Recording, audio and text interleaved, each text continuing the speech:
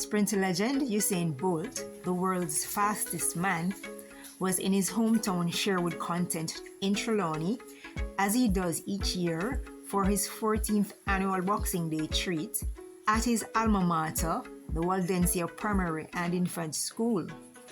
In this exclusive interview, Usain shares updates on his record label and reiterates his bold vision for revolutionizing the dancehall and reggae genres. There are two things I want to talk to you about. A-Team, and you had written a long post in 2021 regarding the state of the music and that you'd want 10 at least 10 artists. It would be great if 10 artists would get together and go on a world tour, and there are also some other strategic plans that you had for the music. You still believe in that? Well, music-wise, I've said it. I've mentioned to a few artists, I was like, if the way Jamaican music has an impact on the world, if we came together as one and really put on a tour, there's now that I travel and I'm really into music, I notice how much big festivals there are around the world, and I'm shocked that Jamaica really doesn't have a big festival like that.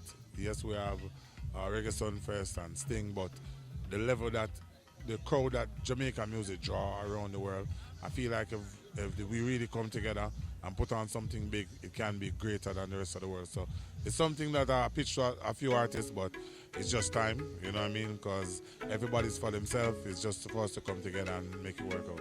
No, you can try. It might not just be as easy.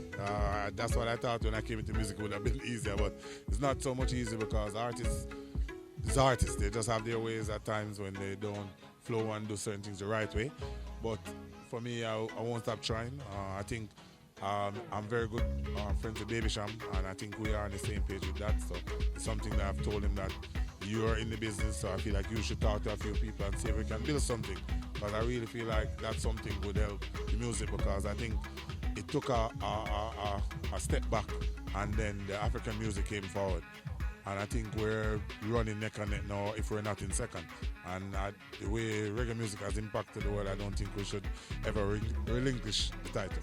Yeah, but it's just time. As I said, it's just time. You have to do it piece by piece, just to find the right people. And hopefully in a couple of many years it can happen. How is A-Team Productions going? It's great, we're just trying to develop it more. The man here, NJ, he's a big part of it, you know what I mean?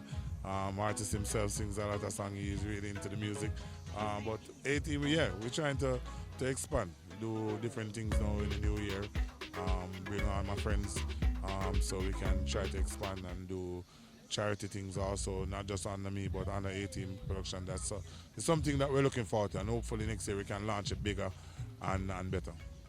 The treat today, this is your 10th, 15th? Somewhere between 10 to 15, yeah. It's been going on for a while, but it's something that I enjoy doing, and I feel like it's necessary. So even when I retired, I was like, you know what, I'm still going to try to continue and push and to try to do it as much as I possibly can. So I know the people love it. It gets bigger every year, and it's always a joy, and I try to bring on more and more sponsors every year so we can continue to give more and more. All right, best of luck with the A-Team and your records. All right, thank you.